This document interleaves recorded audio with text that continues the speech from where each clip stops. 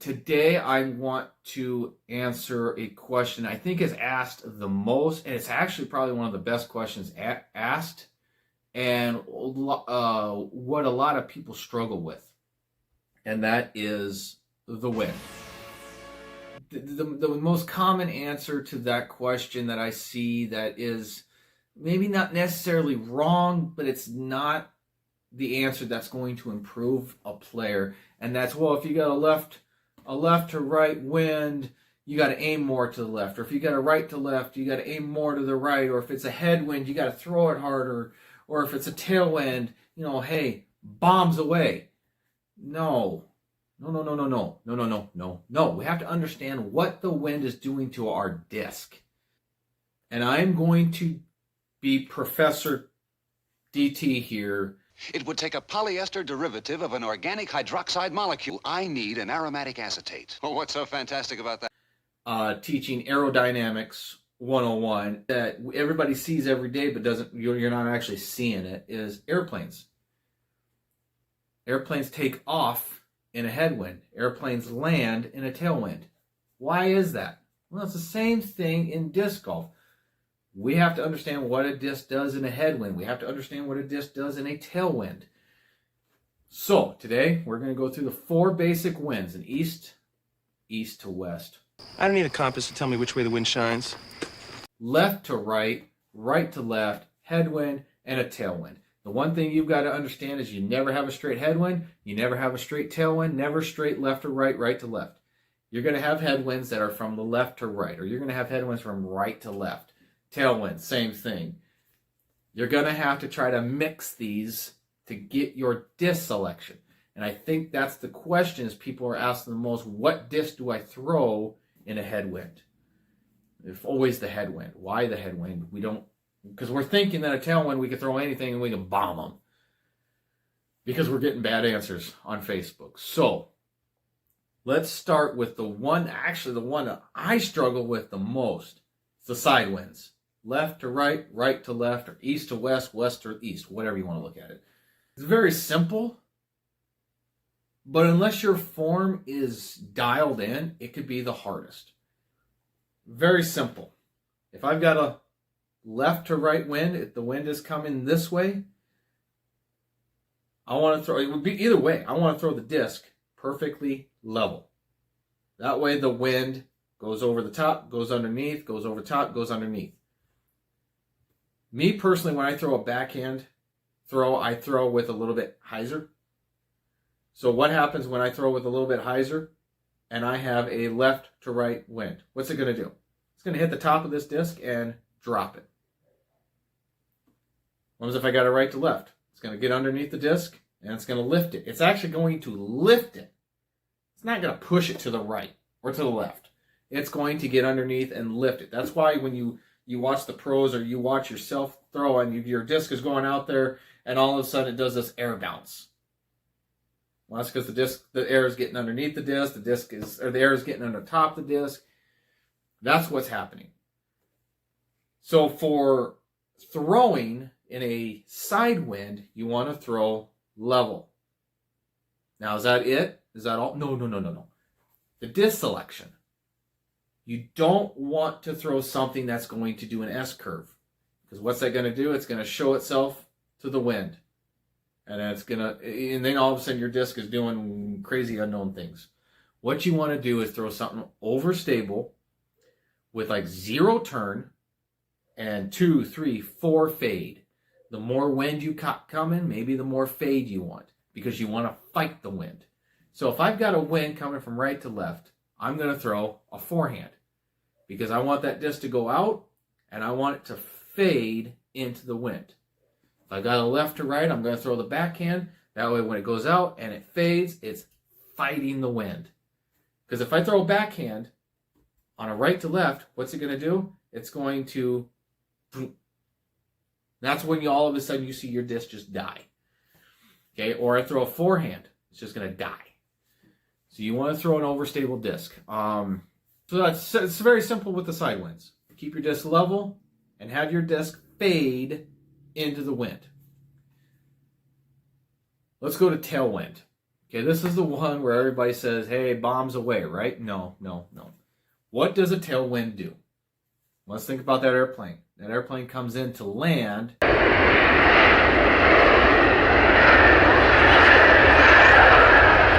With a tailwind. Why?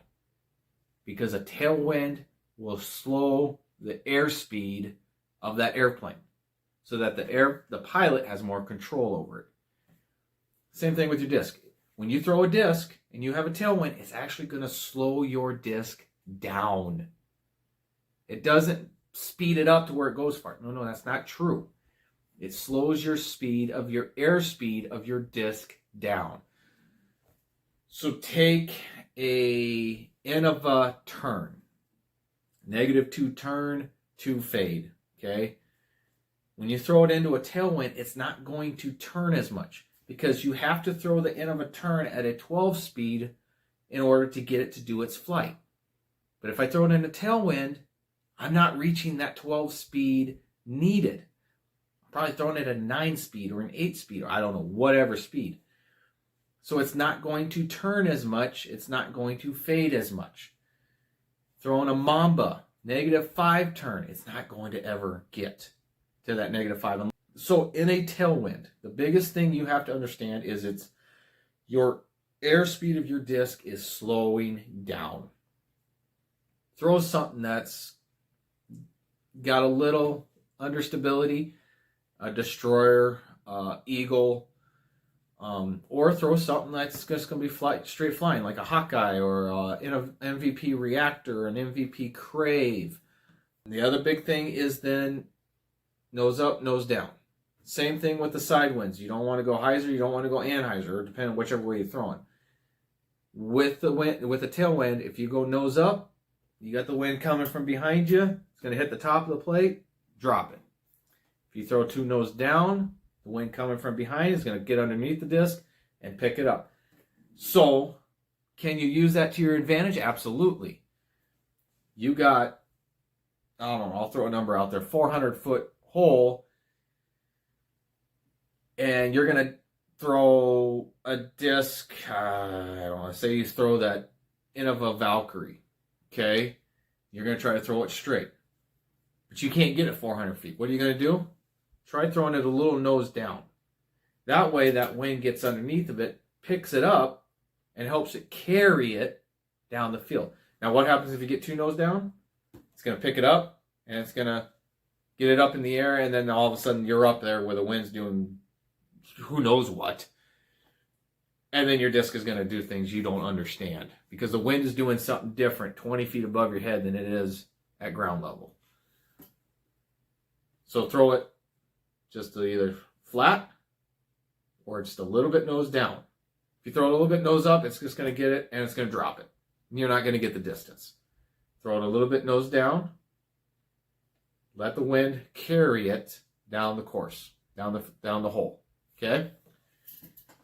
So, my opinion is, when you got a tailwind, don't go picking up your 12-speed disc or your 13-speed or your 14-speed disc thinking, man, I'm really going to crush it. No, don't do that. I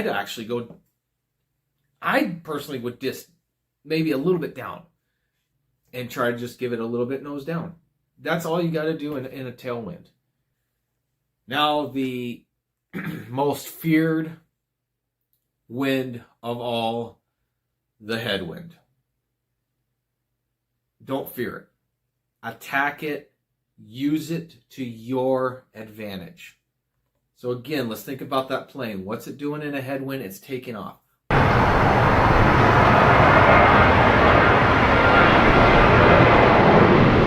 Why is it taking off in a headwind?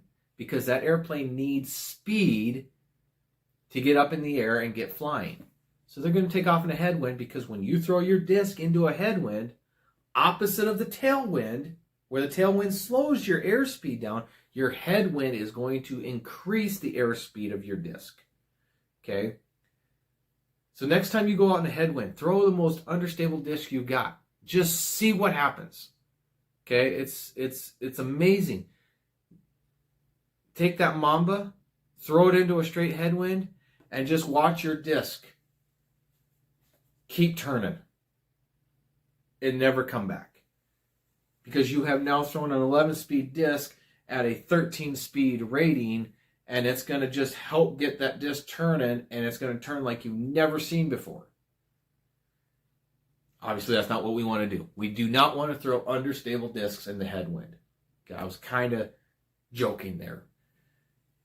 Do not throw understable discs in a headwind. What you want to throw is something that is beefy, overstable. So many people say, well, the Destroyer is such a great disc to throw in the headwind. No. It's really not. Not unless you have a overstable Destroyer. What you want to throw are stuff like the Innova Ape, Innova Excalibur, Innova Firebird. Those are three, Innova Thunderbird, T-Bird 3. Those are great headwind discs to throw because they have a 0 turn and either a 2, 3, or a 4 fade. And what you're doing is you're getting that disc level, again with like the tailwind, nose up, nose down, with side winds, hyzer and hyzer. We gotta be conscious with the headwind, especially with the headwind. We do not want to go nose up. Because what happens when you go nose up, that wind gets underneath, it picks the disc up. If you can perfect it, a little nose up is okay because that'll pick the disc up and glide it down the field. But it's very touchy. If you get too much up, that's when the disc starts going straight up in the air, and then it does that stalling effect and just drops. Get too nose down, that the wind is just going to knock the disc down. We want to throw the disc level, and we want to throw it low. We don't want to get the disc way up in the air. Because again, the wind is doing something completely different 20 feet up in the air where the trees aren't blocking it. Okay, it's doing something completely different. You have no way to judge it. So we want to keep that disc low, and we want to have it in our mind that, hey, I can normally throw my Destroyer 400 feet. It's probably only going to go 350 feet. You have to understand that in the wind, I'm not throwing it as far as normally can. But here's the thing you also got to remember is if you can't do it, the other 3 guys on your card are fighting the exact same thing. If they throw 400 feet normally, they're not throwing 400 feet today. But if you know how to attack the wind, you've got to step up on those other 3 guys. You've got to step against the field, okay? A lot of people don't know how to play in the winds. Next time you have a windy day, take your discs out. Go out, find an open field. Stand into a headwind. Just see what your discs do. Throw in a tailwind. See what the same discs are doing. Throw in a side wind. See what the same discs are doing. Hopefully this helps you. Wind can be used to your advantage. A lot of people don't love the wind. They avoid it as much as possible. So when tournament day comes and there's a 20-mile-an-hour wind, they have no idea what they're doing. You get out and practice in it. You understand the basics of what each wind does. Hey, you got one step up on the field.